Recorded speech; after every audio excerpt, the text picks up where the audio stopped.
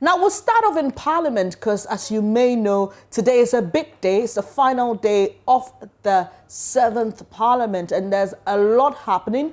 We're expecting the majority and minority leaders to hold a joint press conference on what they've done in the 7th Parliament so far. My colleague Joseph Opoku-Gapo, who is there for us, has been covering the 7th Parliament since it began in January of 2017, and so there's a lot to talk about. Also, we'll be telling you about the timelines of the 7th Parliament, the scandals, the events. You may recall the cash for seats scandal. You may recall the alleged bribery to induce members to endorse Mr. Ejako as energy minister, that allegation, and all that happened. And so we'll be feeding you on all that information about the 7th Parliament. But let's head to Parliament now. My colleague Joseph Opoku-Gapo is ready for us now. Joseph, tell us exactly what to expect when the minority and majority leaders brief us shortly.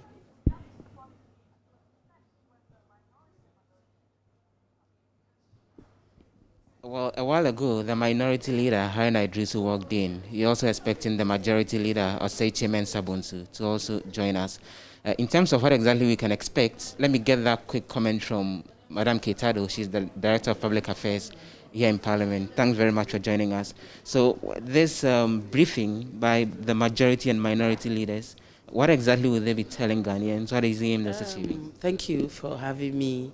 And thank you for your continued coverage of all the activities that are happening in Parliament at the moment.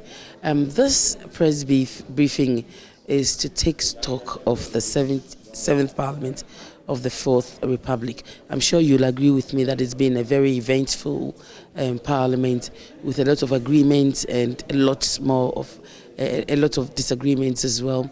There's been a lot of consensus, a need for consensus building. There's been a lot of disagreement, but we've also had a lot of successes. And so we thought we'd take stock and see how we fared and take it from there. Parliament will stand dissolved by the midnight of the 6th. And then at the beginning of the 7th, the 8th Parliament will be inaugurated. Then at 11 a.m.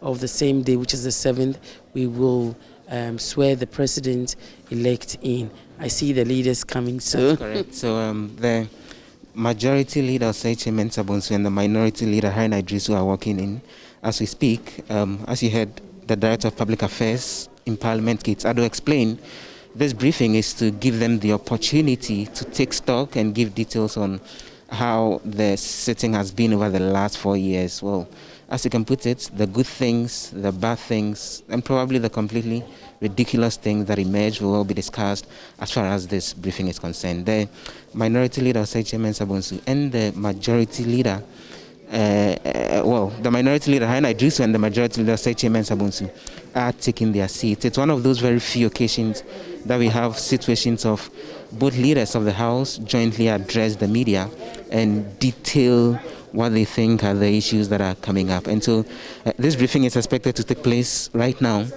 A little later in the morning, we would be seeing the sitting of the House itself come off, most likely in the next hour and a half or so, we are told, which will actually be the final sitting of the 7th Parliament.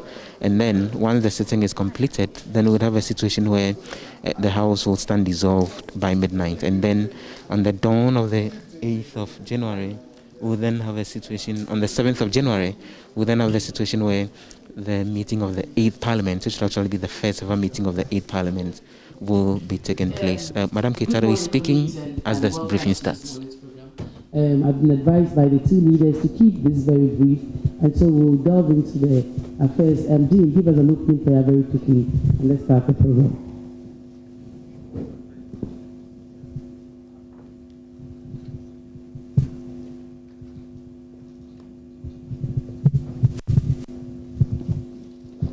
Colleagues, let us pray. We pray in the name of God the Father, God the Son, and God the Holy Spirit. Lord Almighty, never living God, we ask you to come and take control over what we are coming to do here. so that, Father, whatever we discuss here will be in the best interest of Parliament and for all the government and then the country as well. We pray in the name of God the Father, the Son, and the Holy Spirit. Amen. Thank you very much, Dean. I'd like to welcome us to this morning's program. This program is to take a very quick stock of the activities of the 7th Parliament. And we were saying earlier that it's been very eventful. We have seen reports where the agreements on the floor of the House, and I'm not talking legal agreements, and where consensus has been easy to build, have been catalogued, as well as times when we have not been able to build consensus and the minority has disagreed with the majority or have had to walk out. But these are features of any growing democracy. And so while these happen, what those incidents taught us is that our democracy was growing. And from yesterday to today, there's a photo that is trending. The photo that is trending is the photo of our two leaders walking together and smiling. And I'm sure you've all seen it. We got it, but the photo is trending from another photographer of our two leaders walking and smiling together. And the comments that have been most recurrent is the fact that although the two sides continue to disagree, they also continue to remain very close allies. And so it's a good example for those of us who follow them to follow in their footsteps. It's okay to agree with somebody and still be very good friends with them. And so I want us to keep that at the back of our head, that our democracy is growing and ideas are merging and people are talking more about what they believe in rather than engaging in fisticuffs and things that don't inure to the tenets of good democracy. So with that, I'd like to welcome us to this morning's press briefing and respectfully ask the minority leader to tell us what he makes of the 7th Parliament, after which the majority leader will also do so, and then we'll invite questions from the floor, and then we will make it a wrap. So the Honourable Minority Leader. Thank you very much, Kate Ado. I should use this opportunity to wish you and the staff of the Parliament in your department, and in particular, Dean of the Parliamentary Corps and his men and women, a happy, prosperous new year, in good health and in long life. And to use this moment to also recognize and appreciate the parliamentary press, that notwithstanding a few limitations, as human as we all are, they have endeavored to report Parliament and report Parliament accurately to the best of their ability. And that has contributed to public appreciation of the work we do. But much more needs to be done, because the generality of the Ghanaian public are still to appreciate what members of Parliament do and what MPs do, and the sacrifices that we undertake. Yes, debates we do, oversight we exercise, scrutiny of government policies we do, representation we do. In the exercise of our mandate under the 7th Parliament, generally we've been able to build consensus where it was necessary and compelling in the national and public interest to do so. There were instances that we had to work to boycott, to register our dissatisfaction or disagreement with the action of government or the executive. And I've repeatedly observed that Parliament must be a forum where right and wrong are debated, but where right prevails, not partisanship. And I think we need to work towards that going forward for the good of the country. When Parliament reduces itself, as we all have observed since 1993, into a clearinghouse for executive embarrassment, that is of separation of powers. Parliament has not been able to accept itself as an independent organ of state. We have become that button when you are wearing your shirt, which is hiding inside. It only becomes important when your other button is torn. Parliament has behaved like that button. We haven't properly situated ourselves in order to be able to do that.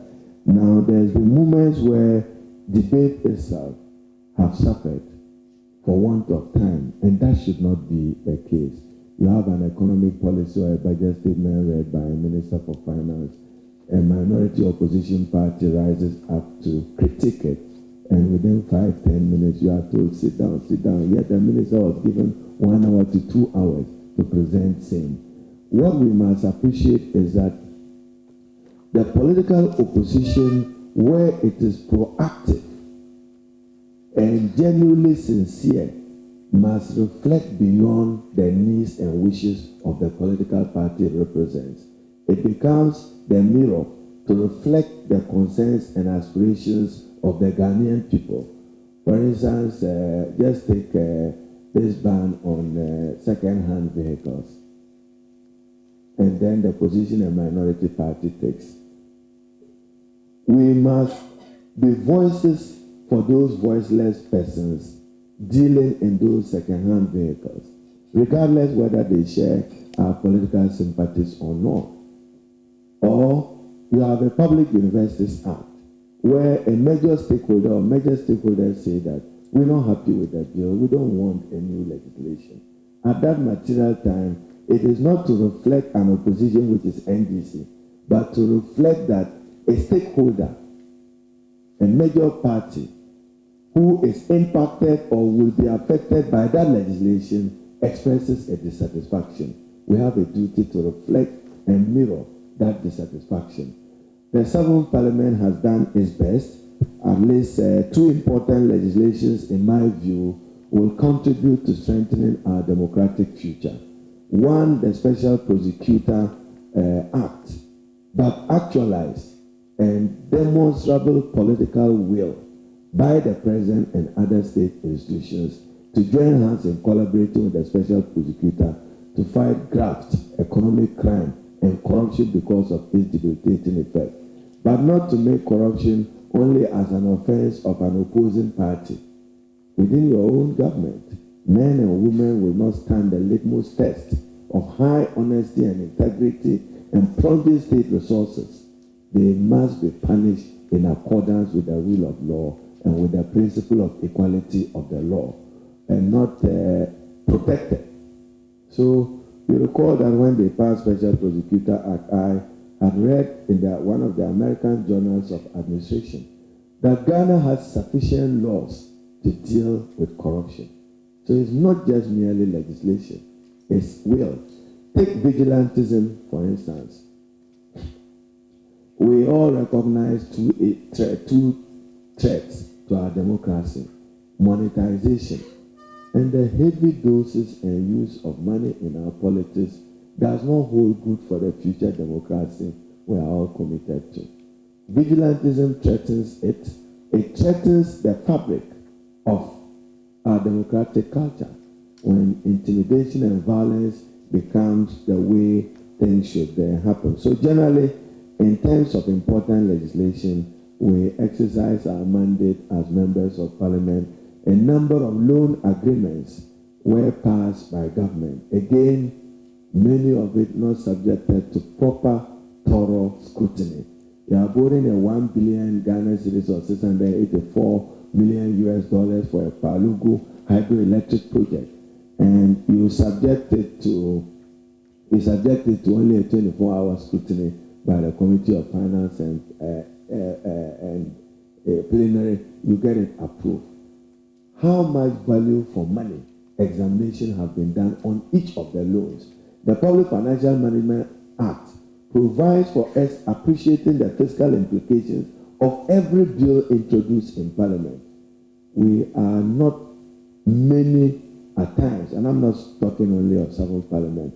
I'm sure I'm here not as long as my colleague here, senior in Parliament, but at least you don't bring a loan and 24 hours you say that go and pass it. It means sometimes it may even require that we visit the site to appreciate environmental and social consequences of the action, to advance on the decision that we are going to take. That also becomes a problem. So I think generally, as we all heard from the president yesterday and we've heard from the majority leader, this parliament in terms of bills, he keeps the statistics. He will tell you that we've passed more bills than any other parliament in the Fourth Republic. But it's not just about passing the bills. How have those legislations contributed to improving the life of the Ghanaian, improving their quality of life, and how has it improved the delivery of public services? Let me conclude. For instance, when government needed to depend on Parliament on COVID, we gave our cooperation. There were many of you who misconstrued even my action. But it was rooted in procedure and practice. When you want to suspend Parliament, we know how Parliament is suspended. It is not for anybody to reinvent a new rule or new order how it is done. The suspension provisions are provided for. You don't create an impression as if this is the first time Parliament will be go on suspension. It has always gone on suspension. When it goes, what does the rule say? So it's not about a minority leader boycotting. What does the rule say? If somebody says that no, you are making new provision, what new provisions? And then I end with COVID. A global public health scourge and pandemic, it naturally have affected even the delivery of all public institutions.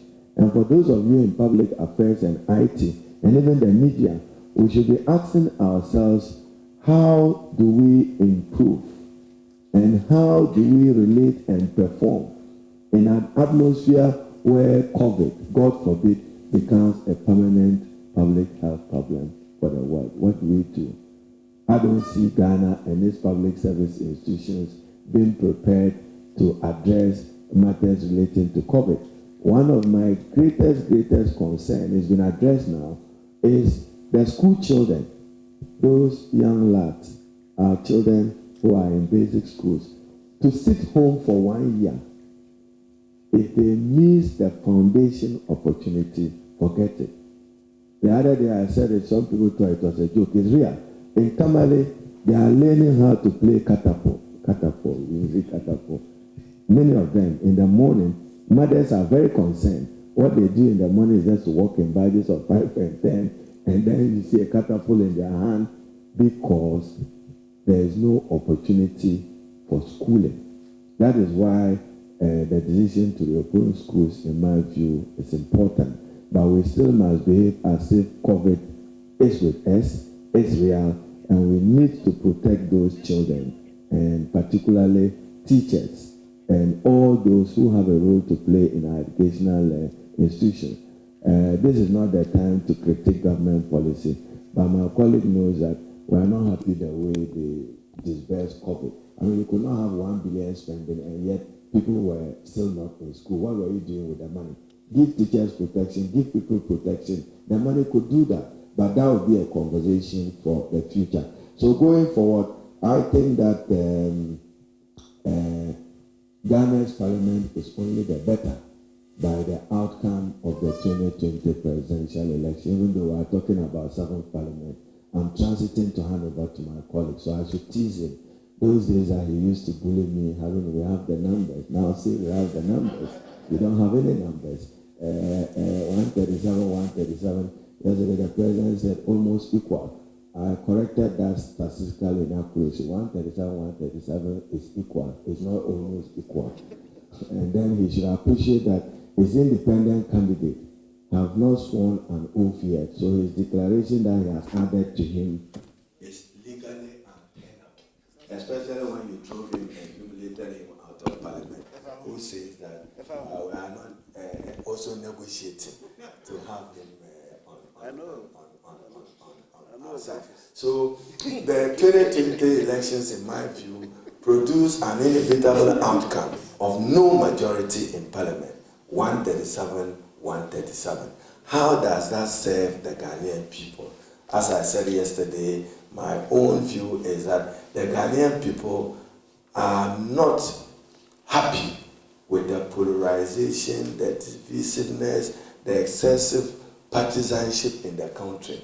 They want to see the opportunities of this country shared, and shared to every Ghanaian deserving of it, regardless of his political color. So once again, happy prosperous new year to you all. We look forward to the 8th Parliament. What I can assure my friend is that it's not going to be easy. I thought that he would have some stint somewhere to have some other ministerial experience. Once he has chosen to be in Parliament, you know, it will be my time to pay back. When I see that he has no numbers, I'll call for the vote on that note, Kate. When he has no numbers in the chambers. Those of you who understand mathematics, and that is why compromise and consensus building. I heard the president, since the election, he himself publicly said that they will reach out and cooperate. May I ask, what has he done since the election to reach out to the NDC and to reach out to Excellency John Mahama and the leadership of the NDC in the spirit of building this consensus and cooperation? I haven't seen any concrete steps being taken by the president, but it is important that he does that, because when he takes even 40% of ministers, the honorable chairmen will be lacking numbers on the floor and in the chamber. And I'll now let him appreciate what it means when you don't have numbers in the chamber. At every other time, kudo. Then the 138 minimum decision to take a decision, I'll remind him. And the more important resolution of 2/3 members of Parliament will bring it to fore, will bring it to play. On that note, grateful for this opportunity to interact with you. Thank you very much, the minority leader, the Honorable Harry Idris. Round of applause for the meeting. And so the majority leader will now take the microphone and also take stock of the 7th Parliament. Remember that this is all being posited in a hybrid system context. And so when it's time to ask questions, you may want to avert your. So may I especially ask the majority leader to also take stock of the 7th Parliament and give his projections for the aid. Thank you very much, Madam Director of Program, for this morning. But distinguished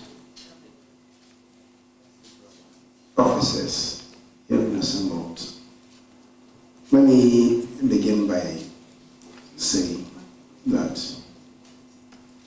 I should remind the minority leader that per our rules, no member is allowed to issue threats to a colleague member of Parliament. It's against the rules, and you should know that. This proactive issuance of threats is unacceptable under the rules. But having said that, I think it's important also to avert our minds because I hear my colleagues on the other side say that there's no majority leader, there's no minority leader. The rules are clear. Let me read the rules. Who is the minority leader? The standing orders provide that the minority leader means a member of Parliament. Listen carefully.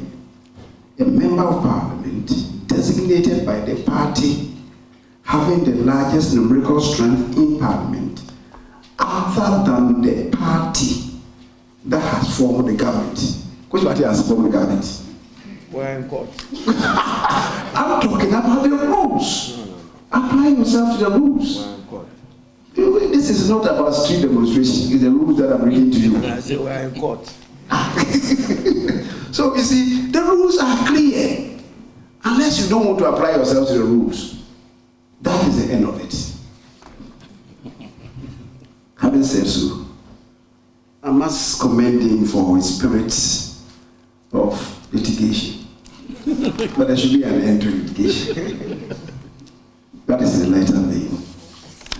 Let me also express my appreciation to the director for bringing us together in these matters.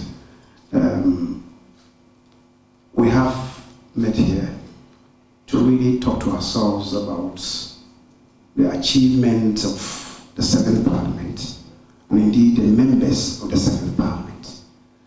The functions of Parliament and indeed of parliamentarians are well set out. The first is the representational function of members of Parliament. How do we perform? Representing our constituents. The second is the deliberative functions of Parliament and indeed of parliamentarians. How did this 7th Parliament perform? Then we have the information dissemination functions of Parliament. Again, in assessing and evaluating the performance of the 7th Parliament, we should situate this in the context of the defined responsibilities of Parliament and indeed of members of Parliament. We also have, arguably, the greatest function of Parliament, which is legislation. How did we perform in our legislative responsibilities, our oversight responsibilities, carried out through the committee system? How has this Parliament performed in terms of ratification of agreements and protocols and conventions? How did we perform? Petitions were submitted to us to help resolve outstanding matters in the country. The problem resolution function of Parliament, how did we perform? I think these are the yardsticks to measuring the performance of Parliament and indeed of members of Parliament. We've broken the ice.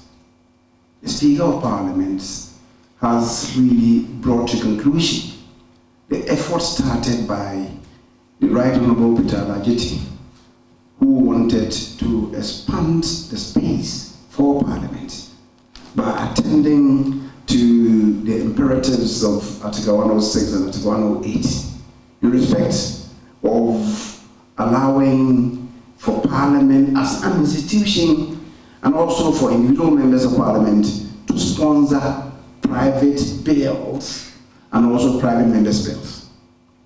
Fortunately, in the dying embers of the 7th Parliament, we were able to do this.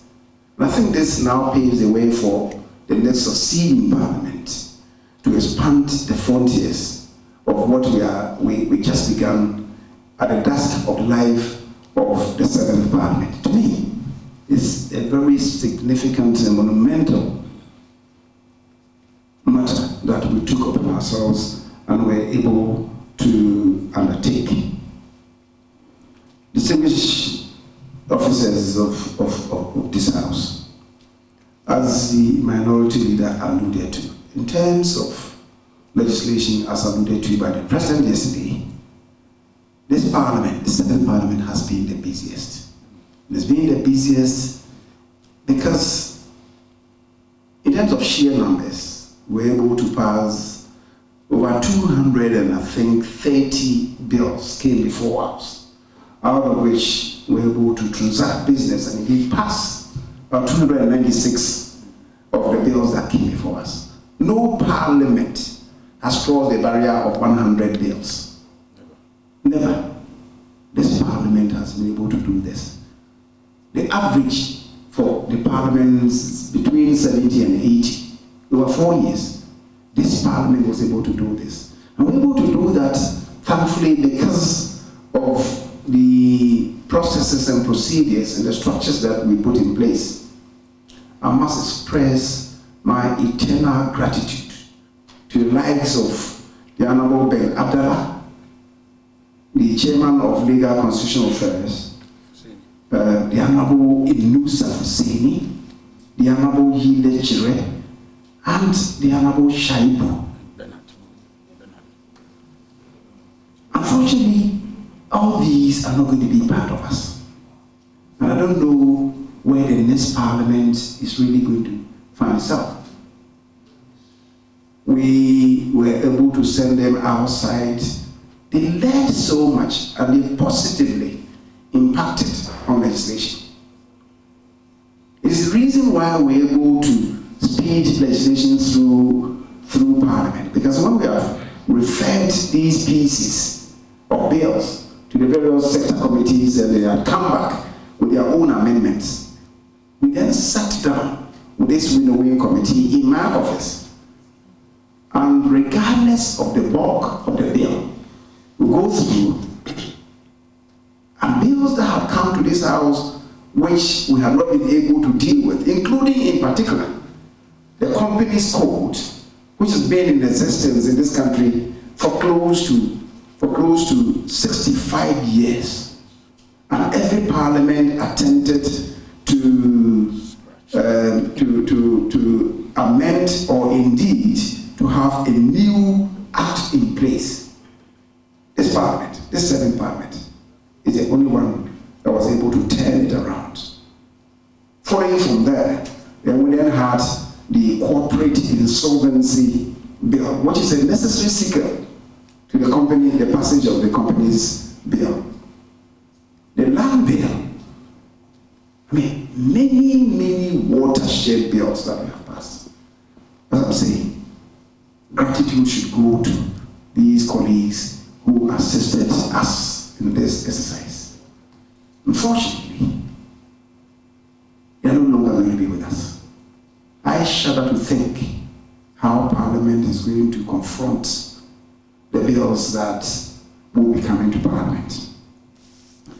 Distinguished members and officers of this House, to recap, we've had to pass, really relate to the land bill or the Chartered Institute of Human Resource Management, Education Regulatory Bodies, the Chartered Institute of Marketing, the registration of births and deaths. Again, another watershed act that we passed. The Ghana Communication Technology University Bill, University of Skills and Training, Entrepreneurial Development, with the House amended to read that Kentena Piamenka, University of Skills Training, Entrepreneurial Development, Development Finance Institutions Bill, Security and Intelligence Agencies, Communications Service Tax, the Corporate Insolvency Act, already related to complementary education, Real Estate Agency, Institute of Chartered Accountants, the Petroleum Hub Development Corporation Bill, Iron and Steel, the Integrated Bauxite and Aluminium Bill, Insurance, the Public-Private Partnership Bill, Borrowers and Lenders. These are going to be foundational acts into the next Parliament, given where as a country we are as a middle-income country, and sourcing for development funds is going to be very difficult for us. The bilateral agreements that we used to have with countries would no longer be the thing in vogue now. On account of the strength of the country, we should be able to borrow. And a lot then will depend on how we get it right in these matters relating to the Public-Private Partnership Bill. The cyber security bill that will be there, the vigilantism as the minority that are related to the narcotics control, the Office of Special Prosecutor, Minerals Income Investment Fund. These are watershed bills that we have crafted. And I want to believe that going forward, this Parliament, the leadership of this Parliament, should be appealing to the various political parties to do serious introspection into the various parties' constitution to prevent this constant peeling of experienced members of Parliament. It's not helping the cause of Parliament at all. And I want to believe that in this, we are going to be together.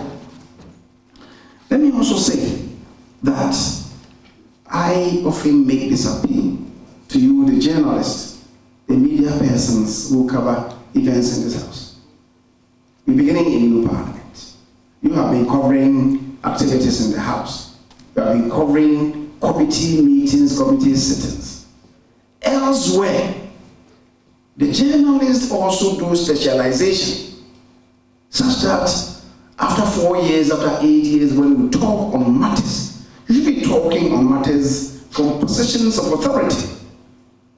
Unfortunately, I must confess, like some members of parliament who after 2-3 terms only walk through parliament and don't allow parliament to walk through them.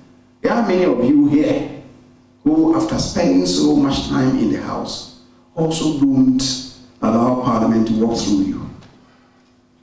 It's the reason why, when on many occasions we are speaking to matters on the floor of the House, some of you are not able to get it right. So when we leave the chamber, you are meeting us in the corridors. Now, say.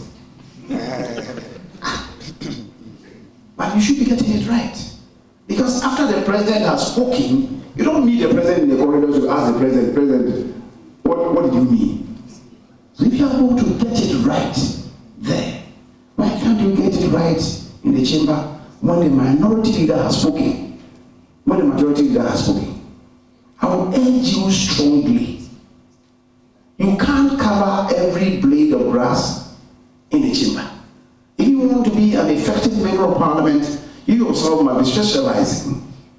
In the same breath, you as media persons should also be specializing. First of all, you must be reporting on general matters to your various media houses. So you are expected to be general practitioners, so to speak. However, beyond that, you'll be specializing on matters that you are familiar with, such that you'll be able to talk on authority. If a member of parliament talks to something and he gets it wrong, you should be able to tell the person that, no, from experience, this is what has happened in the chamber. You remember what I did? What happened? That effort was led by a journalist who had specialized in the processes and procedures of that parliament. He led the entire nation on the path of righteousness. Let us do the same thing here. So I urge you to let us be together. By and large, you've done tremendously well. A few times that, yes, there have been a few infractions when some journalists, influenced by their own fixations, have misreported. But that is only human nature, right? I'll tell you, now I keep urging. Now you take a journal like, this is The Economist. You read The Economist. It represents a political philosophy. If you take the Newsweek, right? If you take the other one, Time magazine, the two of them represent one side or the other of the political spectrum in the US. Read any of them. You are not able to decide which side of the political spectrum they represent, because they strive to be very objective. It's only when you read carefully and you apply a very discerning eye that you're able to see which side they are advocating for. When you take your usual newspaper in Ghana, the first sentence betrays the intention of that press house. It's not good enough. And nobody, there are many journals, there are many newspapers that I don't read, because I don't want to increase my blood pressure. Because you know from the very outset what is intended to be said by them. And they are so scurrilous, so acerbic, so acidic in their language. I will not read them. You can't critique policies without being visceral in your language, without setting out to destroy. So I'll plead with all of us into the next dispensation. The minority leader knows, I believe, on introspection, that under the leadership of a certain Osechi Mensah, we've endeavored to be very consultative. But I know there's ample room for improvement. And especially given the fact that the numbers are almost at parity levels. We have to deepen democracy. In 2013, when we took our matter to the Supreme Court, we had smaller numbers in Parliament, 122, as against at the time 149 for the NDC. And yet we thought that we could win. If we had won, the minority leader was going to be the leader of government business, right? And we thought we still could have governed this country. What it meant was that if we had won the court case and Akufo-Addo had been sworn in as the president, it would have been necessary, more than necessary, for him to reach out to be very conservative. That is deepening our democratic governance. The issue or the state when a ruling party has a very sizable majority and therefore takes for granted the other side is not good for our democracy. And I think that where we are now, we have to be reaching out to one another. As I said, I've been doing this since I became the minority leader. I can tell you, between me and my God, that maybe over 1 year, you don't have the majority that you call you to discuss anything. We all meet at the Speaker's Conference Room in the lead up to the sitting. I was distressed, but we are making progress. And as I'm saying, where we are now, we are compelled to expand the frontiers of consultation. Democracy is not a winner-takes-all matter. And for me, this should set a new standard for improving Ghana's democratic governance and indeed the operations of our own parliament. God be with us, and let's be together with the intention and indeed the credo that we are one people in one country with one destiny. And that's in everything that we do, we should be informed about the unity and stability of this country. God bless us all. Thank you very much, Majority Leader. Round of applause, bigger one, please. May I acknowledge the presence of the Honorable Alexander Afenyo-Markin and the Honorable Comfort Bunyu.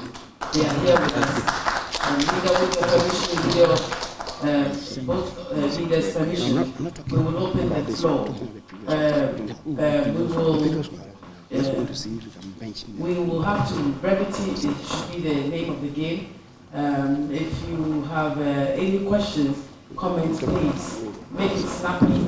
And once we're done, we can engage the individual members in specific interviews. But for this purpose, we will be running up as soon as possible. And so, Duke, Pesese, and we'll take Duke, Pesese, Gato, Kweku, and you. They're taking you in that order. Spider, please.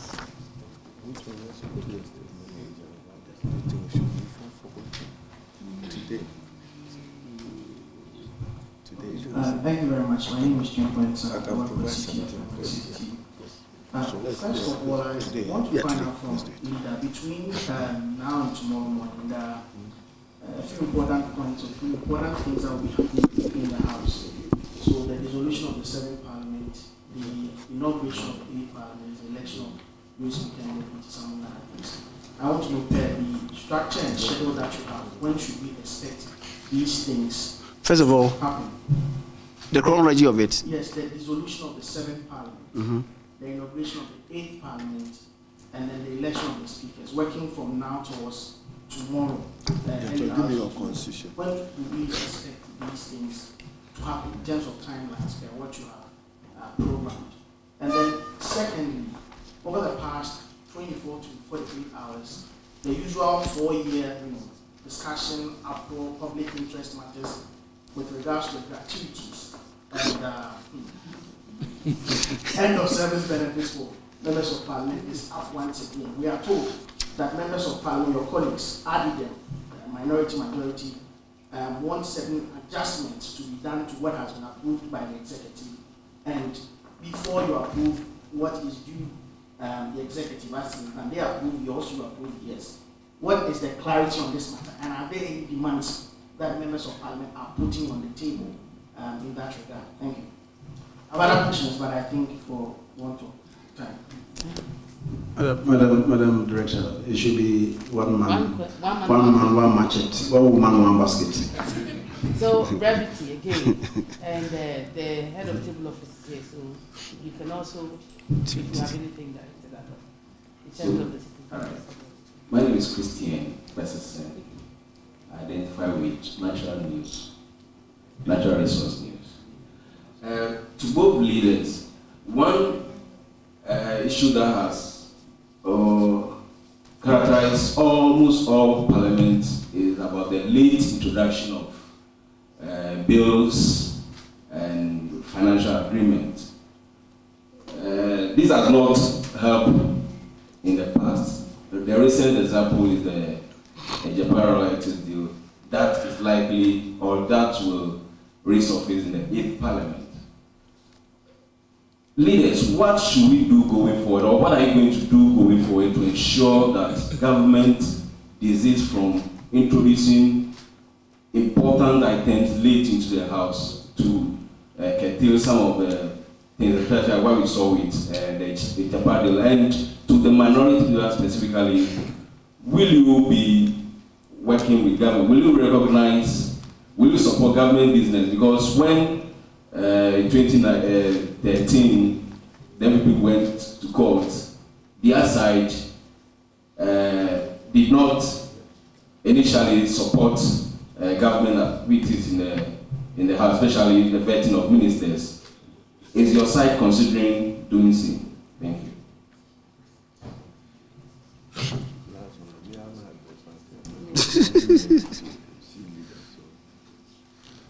Thank you. My name is Riku Sekidam, so I report for GhanaMPs.com. Majority Leader, Minority Leader.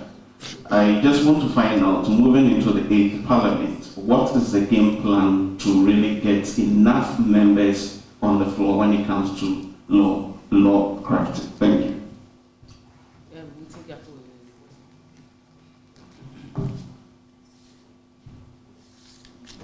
This Parliament, the 7th Parliament, was hit by a number of scandals, if you can call them so, from the bribery allegations. Name?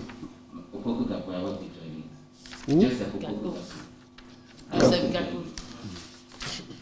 This Parliament was hit by a number of scandals in the course of its lifespan, from the bribery allegation by Mr. Yarega to the visa fraud scandal allegation, presumably involving some MPs as alleged by the UK High Commission, to the situation where a colleague was found guilty of contempt in the House for describing the leader as chief. The question is, to what extent do you think some of these incidents dented the image of Parliament in the 7th Parliament generally? And do you think, as a House, in terms of enforcing discipline and ensuring that MPs abided by their own code of conduct, that was done as suspected? Thank you. Which answer? We attempt to answer a few of your questions. Transition to the 7th Parliament naturally was then dissolved by a question of time. There is no legal process. It is just a question of time legally that when time passes at 12 midnight, the 7th Parliament will naturally be dissolved. So by the end of today's proceedings, those members of Parliament who are not able to make it to the 8th Parliament will necessarily have a terminal keys to their mandate and term as members of Parliament.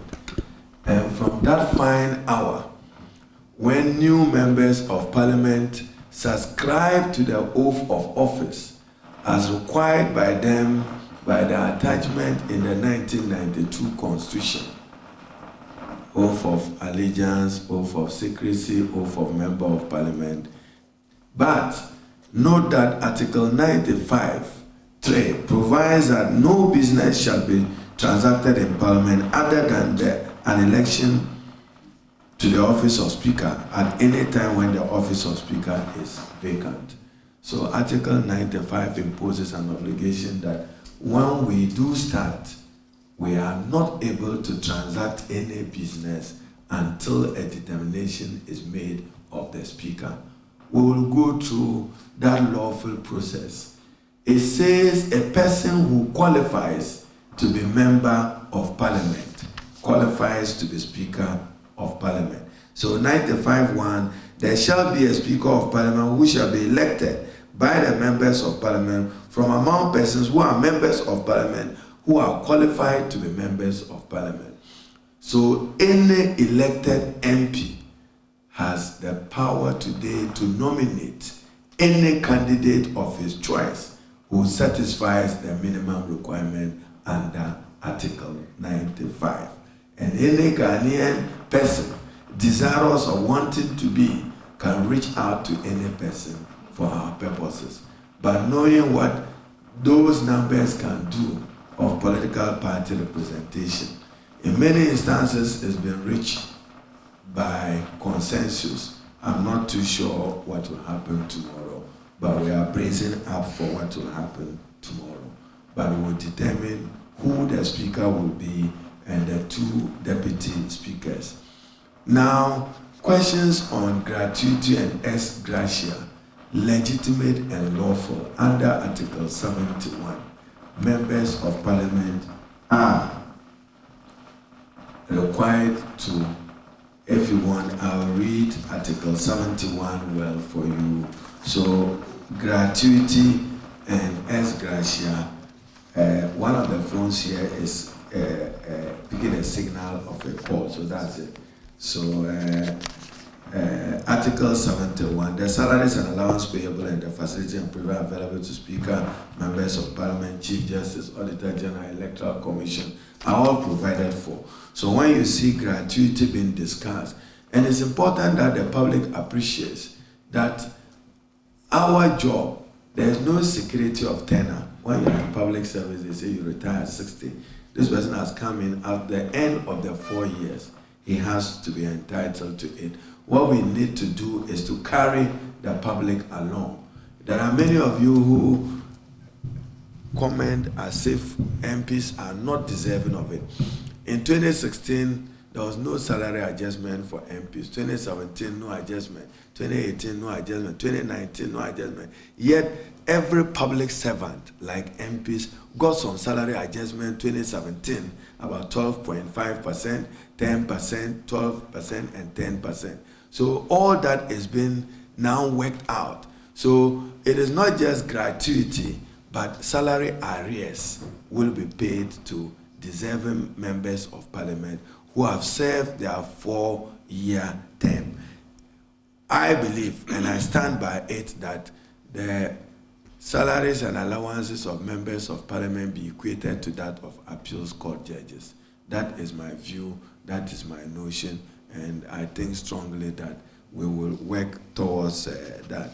Now, for the media again, there's good news for you. Myself and the leader, we all support your capacity building, and we are encouraging that when the Speaker of Parliament is traveling abroad on international obligations in pursuit of parliamentary diplomacy, 1 or 2 of your colleagues must be able to join to report on the third gentleman of our republic and what Parliament does, so that you appreciate whether it's Inter-Parliamentary Union or the Commonwealth Parliamentary Union or other associated visit. You should be blaming COVID for 2020 and not the Speaker or the leadership of Parliament. So to conclude, I accordingly will advise President Nana Addo Dankwa to go beyond the rhetoric of wanting to reach out and looking for consensus and compromises by taking concrete steps to reach out for the peace, unity, and stability of our country. And that manifestation, as reflected in the inevitable outcome of the 2020 election. You are reminding me of your question. What was it about?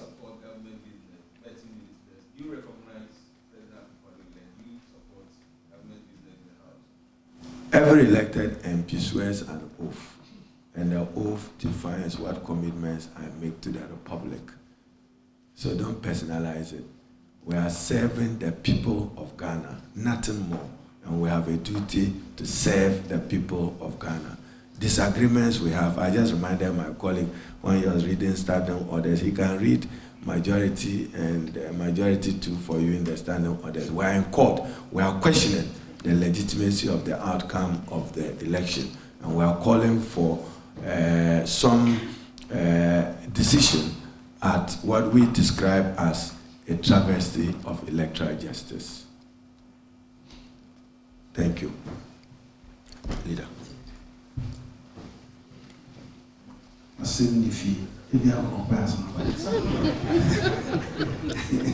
Okay. Electoral injustice. Travesty of electoral injustice. Thank you.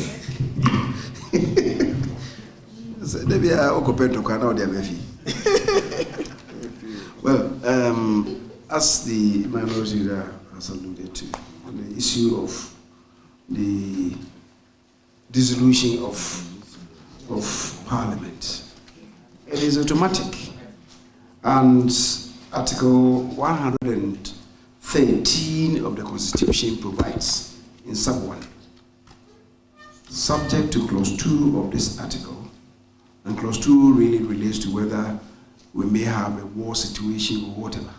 Subject to that, Parliament shall continue for 4 years from the date of its first sitting and shall then stand dissolved. So Parliament is inaugurated on the 7th, midnight 6th. There's that automaticity about that. It stands dissolved on its own, and it doesn't have to rely on any processes and procedures to wind up. So that's the position of the Constitution. Then the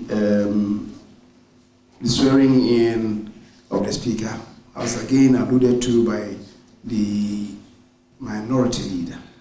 Article 95(3) of the Constitution is clear that no business shall be transacted in Parliament other than an election to the office of Speaker at any time when the office of Speaker is vacant. What is going to happen is, I don't know whether you follow the processes, the very first time that Parliament sits to transact that business, there's nobody in the chair.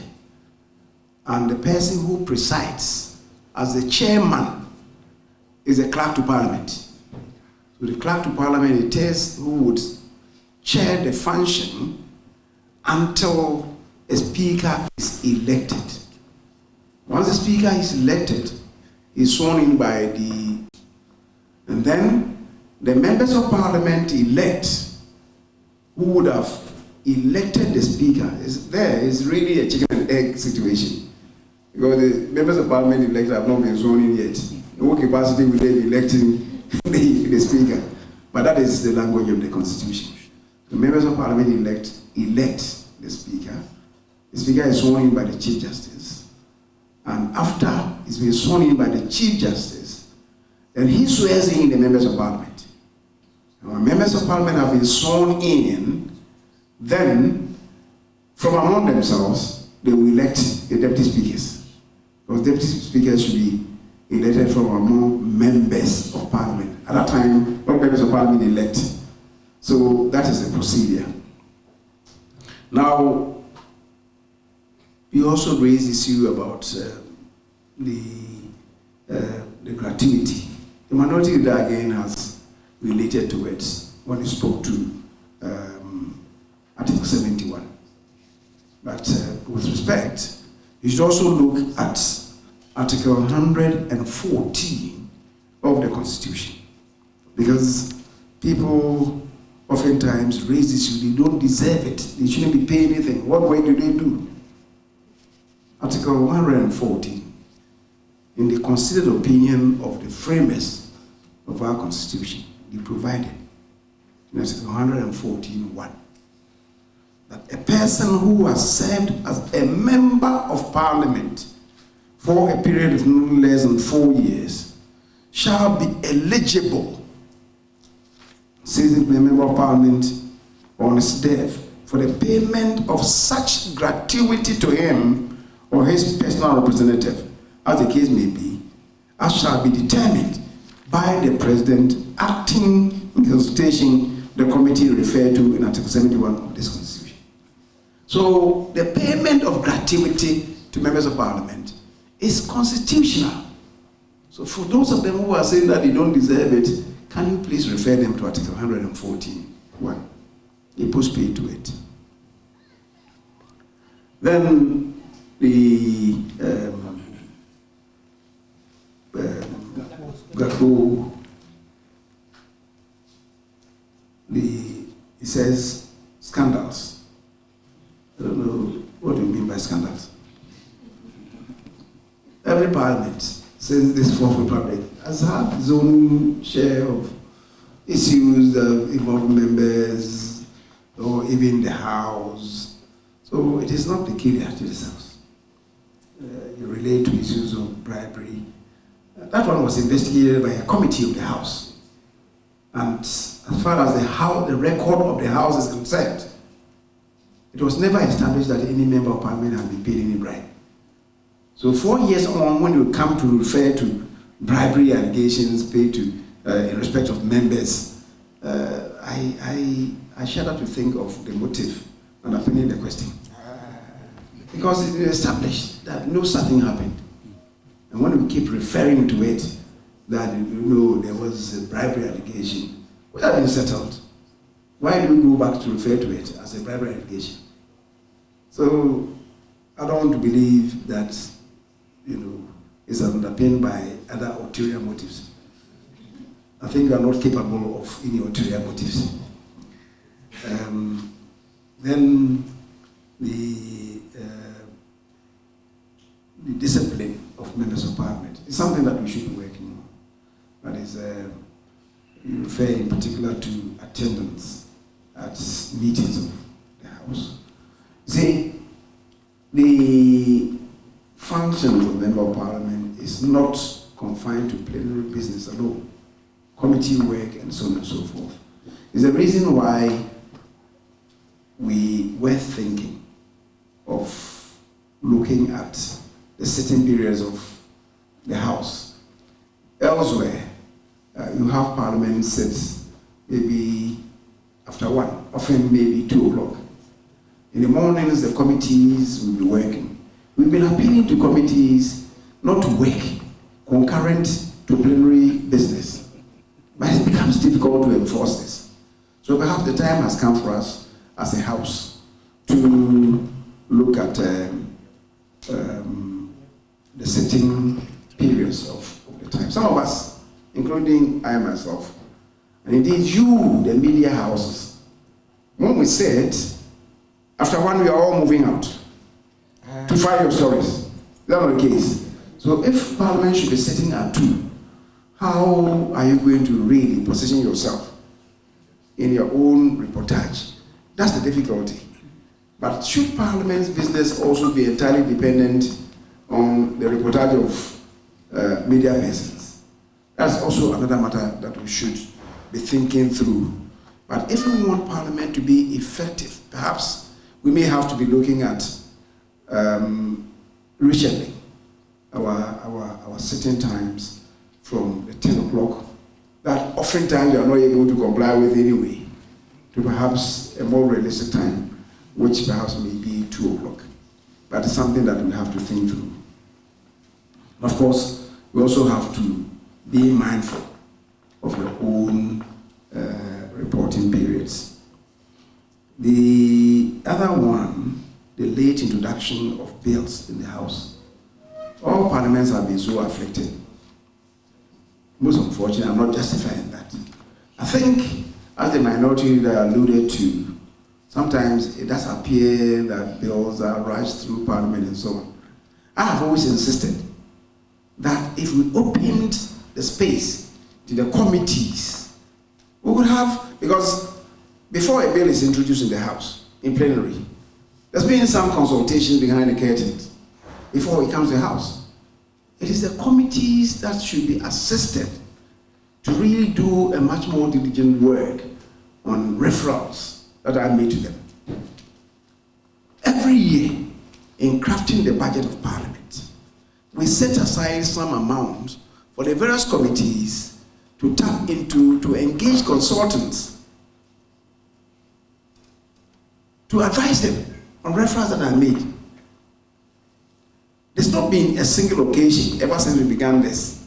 That's over the past about 8 years or so, that any committee has come with a proposal to tap into it to engage consultants. And every year the money returns to chest. Is it the case that the committees are not being diligent themselves? So I agree that yes, we should not be saddled with this responsibility of having this last hour invasion of the House, bills and so on. But the committees themselves also need to up their game. If you can consider it, so advise plenary that we can attend to it. But it comes and they say that, well, we have looked at it, we believe we can we can do justice to it. Sometimes leadership doesn't so much agree. If the committee comes to tell you that we can do business, who are you in leadership to tell them that, well, I don't think you can do business, when they tell you that we can do business? That's the difficulty. But I agree entirely that we should slow down the conduct of business. It's not for nothing that some jurisdictions have second chambers. The purpose of the chamber, the second chamber, is to tally bills and other referrals to the lower houses. Sometimes it appears a waste of time, but where we have a unitary and a single chamber, I believe that maybe we have to look at these things and further resource the committee systems in order for them to be much more diligent work on referrals that go to them. What's the other one that the minority leader related to? The troubles to be accompanied. I think it's something that some of us have been advocating all this while. But if, of course, when we will not be picking and choosing, if it comes to that, we'll leave it to the leadership of your own association, and of course with some input from the Public Affairs Department. To rotate it. But if we should, yeah, of course, I'm saying that it should. I don't want to define the rules of engagement for them. They themselves are mature enough to apply whatever rules to themselves. But as happens here, if we travel to IPU, Geneva, presentations are made, and then after the event, you come and ask me, leader, no, I'm going to say it means this around. It means this around. You don't travel anywhere. You will travel somewhere else, perhaps it will be to Burkina Faso. Not anywhere else outside, really, the shores of this country. Please. So let's take ourselves seriously, the journalists, and let's learn as fast and as much as we ourselves can to justify our inclusion in the House.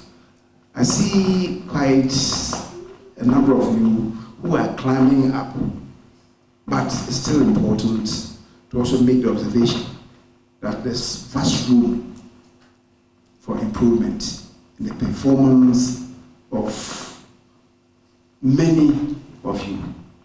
The performance of many of you. That is not to run down on anybody. Please, as I said, if you ask me, if I flash back and look at the days of the Richard Skies when they were in the chamber, I see a bit of a climb down. But I believe you're capable of improving your own standards. If it's important for us as a House to assist you in building your own capacities in various ways, please let us know. Whatever assistance that as a house we can provide to you, just like the house is eager to assist in building the capacities of members of parliament, right? I think we can move in this direction together. Madam Kate, thank you very much. Thank you very much, Leader. Would like to acknowledge the presence of the Honorable Honorable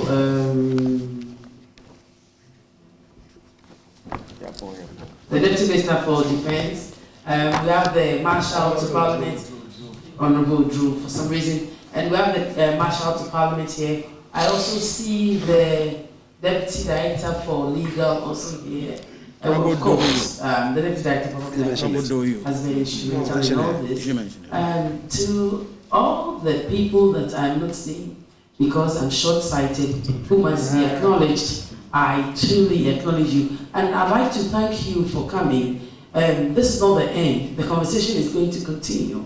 Like I told you, the Honorable Akinumake, the Honorable Doyu, Jetro, and everybody is here. So if you have further questions, they are ready to engage you. Thank you very much for coming. And I would like to ask the Honorable Doyu to give us closing prayer. Very brief.